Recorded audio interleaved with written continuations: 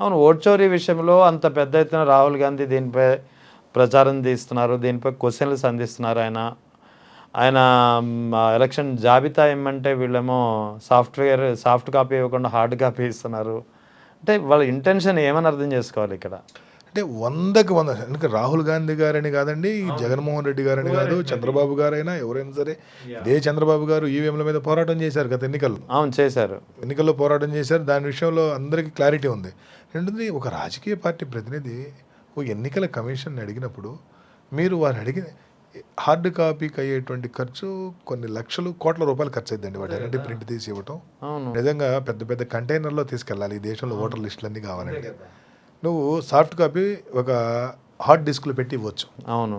ఈ దేశంలో ఉన్నటువంటి 100 కోట్ల మంది 100 కోట్ల మంది టీవీలో వచ్చేస్తుంది. అదే 100 కోట్ల ఓటర్ల జాబితా హార్డ్ డిస్క్లో పెట్టి ఇవ్వచ్చు. నువ్వు హార్డ్ డిస్క్లో పెట్టి ఇస్తే నీ పని అయిపోతుంది. నువ్వు హార్డ్ డిస్క్ ఇవ్వకుండా హార్డ్ కాపీలు ఇవ్వటం అంటే ఏంటి నీ ఉద్దేశం? అంటే హార్డ్ కాపీలని స్కాన్ చేయటం, ఓ సాఫ్ట్వేర్తో స్కాన్ చేయటం అనేటువంటిది ప్రాక్టికల్గా సాధ్యమా? 100 కోట్ల మంది డేటాని ఒక హార్డ్ కాపీలని స్కాన్ చేయటం అనేటువంటి సాధ్యమైపోయినా అంటే నీ ఉద్దేశం ఏంటి?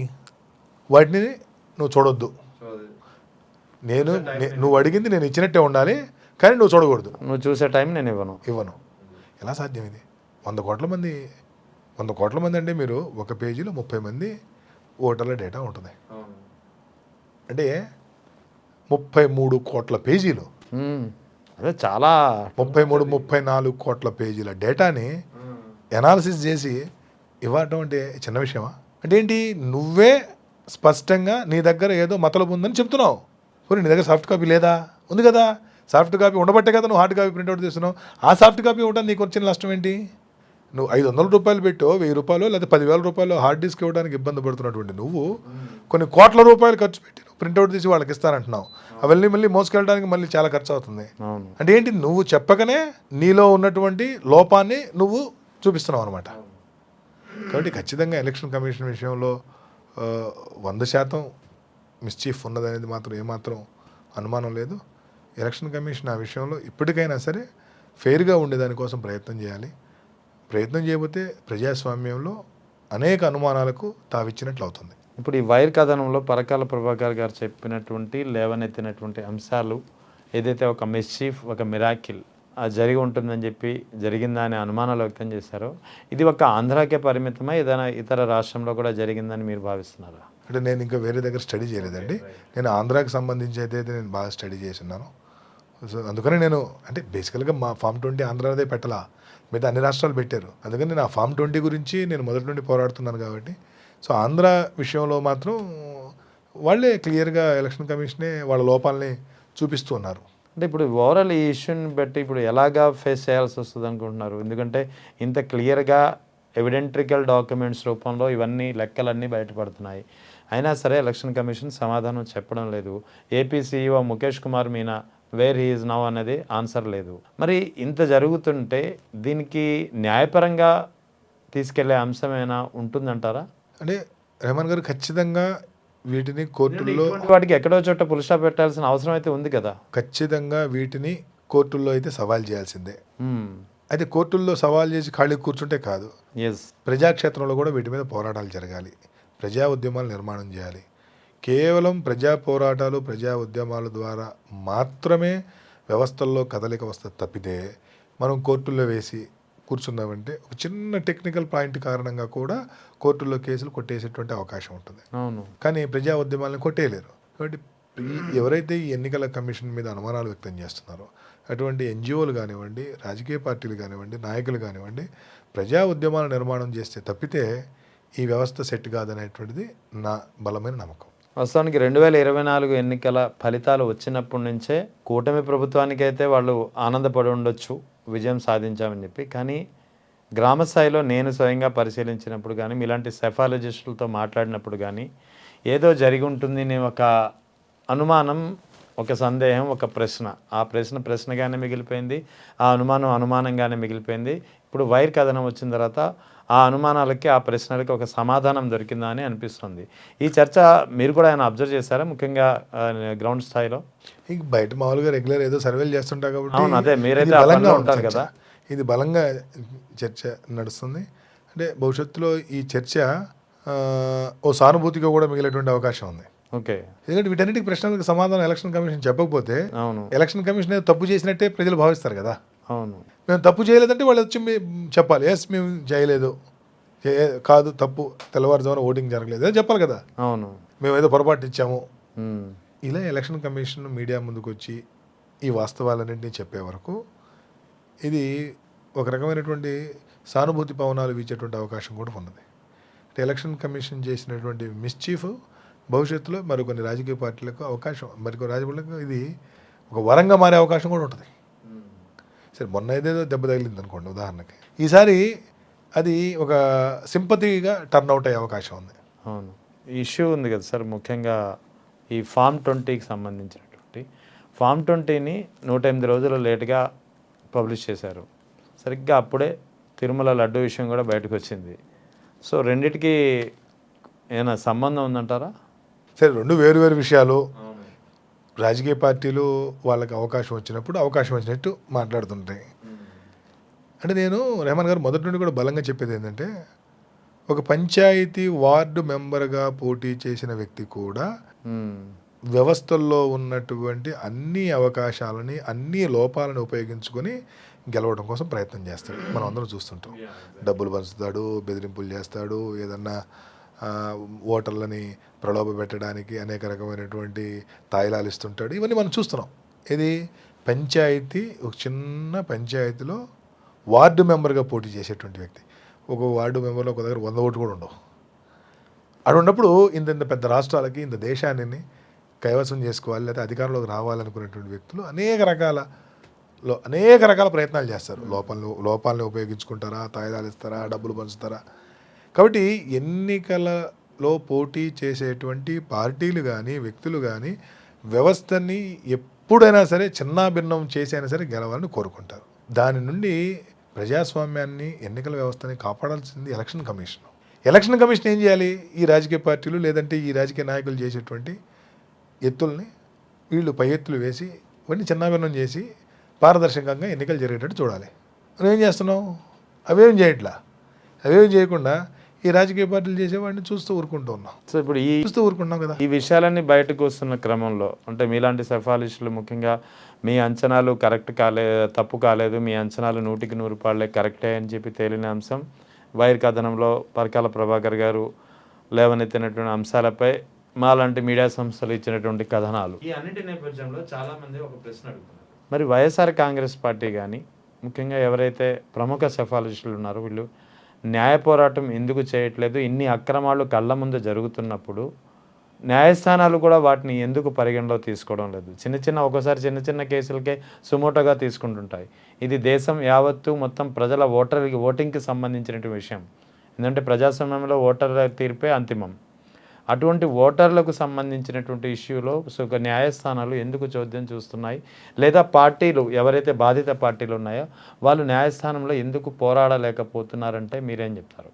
వాస్తవంగా నేను day to day basis Balineni Srinivasa Reddy గారు కోర్టులో వేసినటువంటి కేసుని పరిశీలించాను. అవును, అది హైకోర్టులో కొట్టేశారు ఆ కేసు. అవును, అదే జస్టిస్ నిమ్మగడ్డ గారు ఆ కేసుని కొట్టేయడం జరిగింది. ఆ కాపీ చదివిన తర్వాత చాలా ఆశ్చర్యంగా ఏమన్నారు? నేను ఇందాక కూడా చెప్పాను మీకు, కోర్టులో కేసులు గెలవటం లేదా ఓడిపోవటం అనేటువంటిది చాలా చిన్న టెక్నికల్ ఇష్యూస్ మీద ఆధారపడి ఉంటాయి.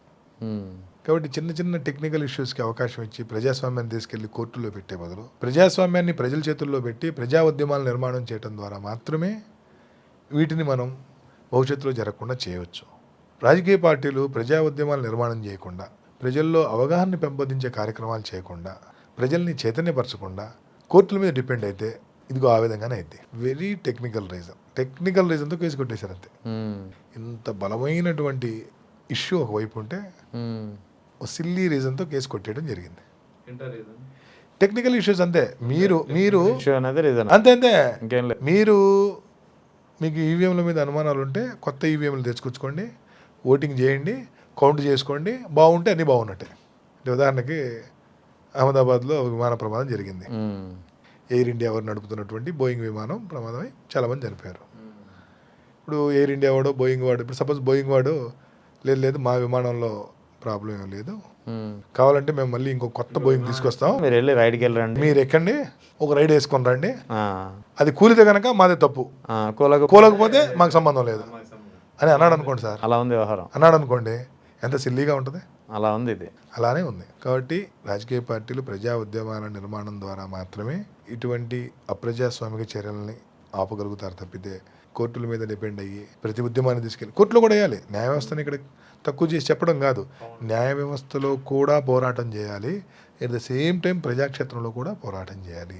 న్యాయ వ్యవస్థలో వచ్చేటువంటి అవుట్పుట్తో సంబంధం లేకుండా ప్రజా ఉద్యమాలను బలంగా నిర్మాణం చేస్తే న్యాయమూర్తులకి, న్యాయవాదులకి, సమాజంలో ఉన్న అనేక వర్గాలకు కూడా విషయం ఏంటనేది అర్థమైంది. ఇప్పుడు చూడండి, పరకాల ప్రభాకర్ గారు వైర్ అనేటువంటి వెబ్సైట్లో ఒక కథనం రాసిన తర్వాత ఎంత క్లారిటీ వచ్చింది.